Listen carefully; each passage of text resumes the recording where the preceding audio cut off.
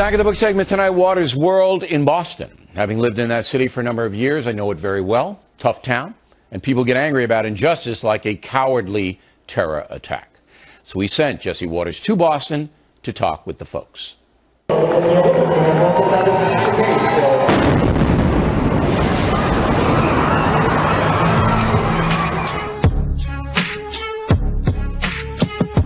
Emotionally, how do you feel about the bombings? I feel really unsettled. I think you hear that it can happen anywhere but here from everybody else, and you feel like, oh, well, I'm not going to feel that way when it happens here. I was pretty devastated. You know, a good family event, and you know, something tragic like that happens. It's going to ruin the Boston Marathon forever. It's sick.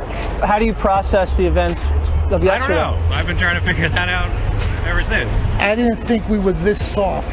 If I had thought of anything, I would never think of it to happen where it happened. We had tons of protection out there, but anything can slip through. Something I do think we have to keep in mind is that the terror and the heartbreak and the confusion that we all feel is what's happening in Afghanistan every week, every day. I thought they were like doing some demonstration, and that's like what the other runners thought too. And there you saw this huge poof, like cloud of smoke.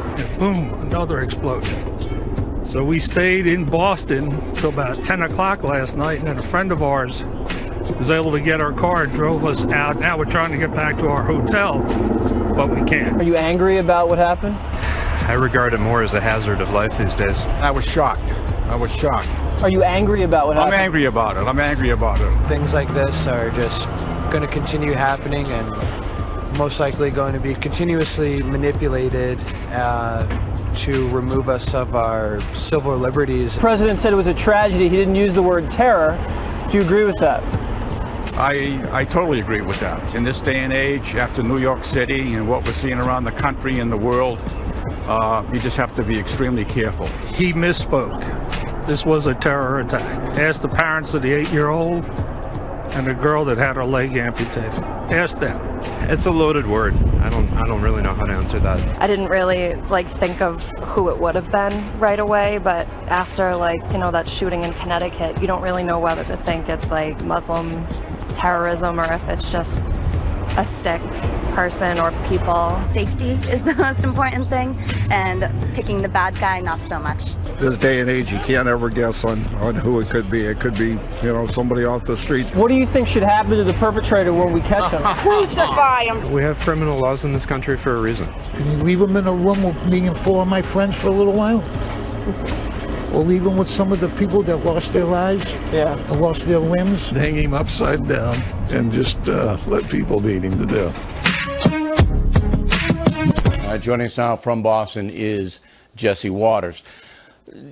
Subdued, I think, is the word, right? In Boston today, it's correct. Yes. There's a growing anger. You could see it in some of the people you interviewed, and then there's, of course, the ideological zealots like the one kid with the dreadlocks.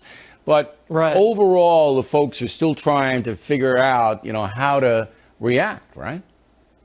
Right. It's complicated because 9/11, you immediately knew it was bin Laden and al-Qaeda. So you could get vengeance right away, and people were bloodthirsty. Here, they haven't identified not even a suspect, so you don't really know who to punch back at. At first, it was a Saudi Arabian national.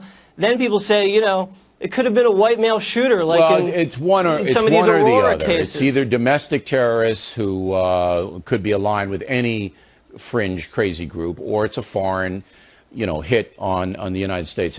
But both are active wars, as we talked about with Charles Krauthammer. Fox News, some of these people in Cambridge, though, don't think it's an active war. Okay, they see it more as a criminal act, and they want to give the guy a lawyer. And they want to put him on trial and afford him constitutional rights. Well, he will. He'll have a lawyer and constitutional rights because the crime was committed on U.S. soil. There's no doubt about that. And they're not wrong in Cambridge. But, look, the fringe is the fringe. Boston, a liberal town. Obviously, Fox News is enormous there. I was just there on Sunday. I mean, everybody watches Fox, even if they're liberal. How were you treated when you went up and asked these very sensitive questions? Did anybody get angry with you? No one got angry with me. This is the first time I was actually in Cambridge, and I wasn't verbally abused or anything like that. I think people are putting the partisanship aside. You know, no one's getting into this Obama this, Obama that, maybe Bush was right, Bush started the war on terror. I didn't hear any of that. Yeah. So I think if I was assaulted, there's so many police officers around here, they would have come right to my rescue. Yeah. No, it's more of a verbal thing, you know, Boston. All right, Waters, thanks very much. We appreciate it. Factor